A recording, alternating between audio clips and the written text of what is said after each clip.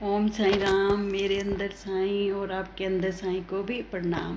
बाबा से एक भक्त ने पूछा है कि बाबा, अगर मैं आपके व्रत रखूँगा मेरी मनोकामना पूरी होगी, आप खुश हो जाओगे। बाबा ने कहा, मेरे बच्चे, अगर तुम भूखे रहकर कष्ट सहकर मेरा व्रत रखोगे तो मुझे भी कष्ट पहुँचेगा, मुझे खुशी नहीं होगी। मेरे बच्चे, अगर तुम भूखे रहोगे तो मुझे भी खाना नहीं खिलाओगे। मेरे बच्चे, अगर तुम मेरे उपदेशों और नियमों पर चलते हो तो मेरे वही व्रत हैं, तुम उनका पालन करोगे तो तुम्हारी ज़िंदगी सुखमय होगी। पापा, आपके कौन से उपदेश हैं, मुझे बताओ ना बाबा। हाँ मेरे बच्चे, मैं तुम्हें बताता हूँ, सुनो। अगर तुम्हारे दरवाजे पर कोई भूखा व्यक्ति आता है ना, तुम उसे खाना खिलाओ। अगर तुम उसे खाना नहीं खिला सकते तो कुछ थोड़ा बहुत दो, थोड़ा बहुत भी नहीं दे सकते तो उसे अपमान करके और गाली देकर मत निकालो। और जो तुम्हारे घर के बाहर कुत्ते बिल्लियाँ, जो ये सब प्राणी हैं ना, तो इनको भी भूख लगती है। ये बोल नहीं सकते पर इनकी भूख भी हमारे समान है।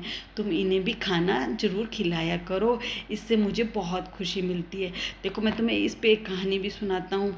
एक बार शिरडी में माँ तरखड़ आए और जब वह दोपहर का एक बार खाना खा रहे थे तो एक कुत्ता वहाँ आया और भौंकने लगा। माँ तरखड़ ने उसे बड़े प्यार से खाना खिलाया और वो खाना खाकर दुम हिलाकर चला गया।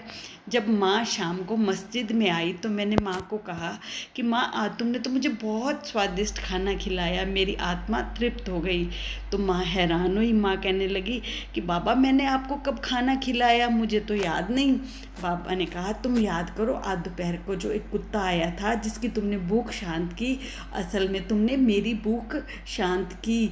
माँ, तुम ऐसे काम करती रहा करो, तुम्हें सुख पहुँचेगा। माँ, जब तुम किसी भूखे अपनी भूख शांत करने से पहले किसी की भूख को शांत करती हो तो इसका तुम्हें बहुत ही लाभ मिलेगा। माँ, जितने भी ये प्राणी हैं, कुत्ते बिल्लियाँ, जितने भी जीव, सब यथार्थ में मेरा ही स्वरूप है, मैं ही इनके आकारों में डोल रहा हूँ। माँ, ऐसे काम करती रहा करो और माँ खुश होगी। मेरे बच्चे, मैं तुम्हें भी यही कहता हूँ कि जब किसी के दिल से जब कोई दुआ निकलती है ना, तो वो दुआ पता कैसी होती है, उस दुआ का असर ईश्वर के वरदान जैसा होता है। और दुआ कब निकलती है? जब किसी व्यक्ति की आत्मा तृप्त होती है ना, तब दुआ निकलती है। जब तुम किसी की सुख समृद्धि के लिए कामना करते हो ना, तो इस इंसान के मन से तुम्हारे लिए दुआ निकलती है। तो मेरे बच्चे, जब तुम्हारे पास कोई भूखा व्यक्ति आता है तो तुम उसे खाना खिलाओ, उसे पानी भी पिलाओ।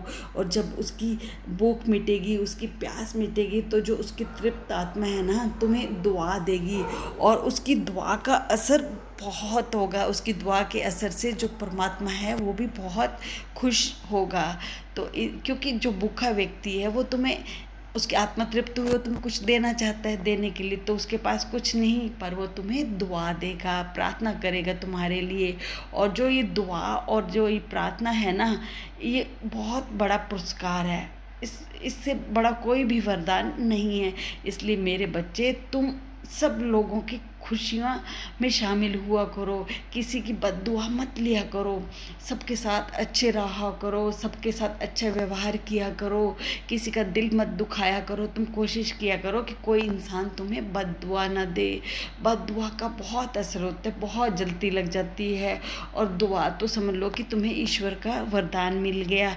मेरे बच्चे, तुम्हें मेरी बात समझ आ गई ना?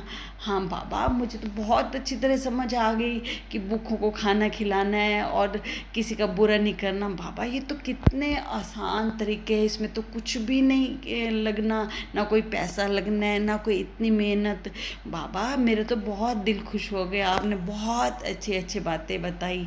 हाँ मेरे बच्चे, तुम अभी इन पर अमल करना, देखना तुम्हारी लाइफ, तुम्हारी ज़िंदगी में बहुत खुशियाँ आएंगी। अच्छा बाबा, आज तो मैं चलता हूँ, फिर कल मैं आऊँगा। बाबा, मुझे फिर बहुत अच्छी अच्छी बातें बताना। हाँ मेरे बच्चे, तुम सदा खुश रहो, मेरा आशीर्वाद तुम्हारे ऊपर रहे और तुम्हारी ज़िंदगी में बहुत सारी खुशियाँ आएँ।